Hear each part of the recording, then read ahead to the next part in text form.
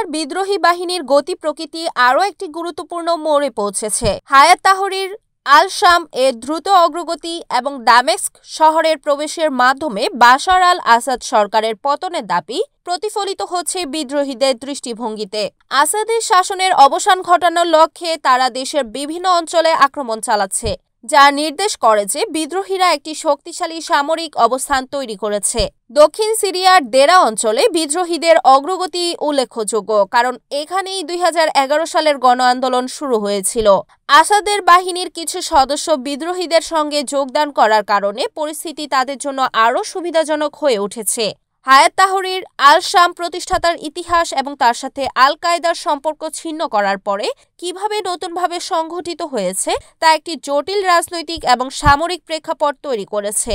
যদিও এসডিএস প্রথমত স্থানীয় ইসলামী শাসন প্রতিষ্ঠার লক্ষ্য রাখে, তবে তাদের কার্যক্রম দেশের অন্যান্য অংশেও বিস্তৃত হচ্ছে।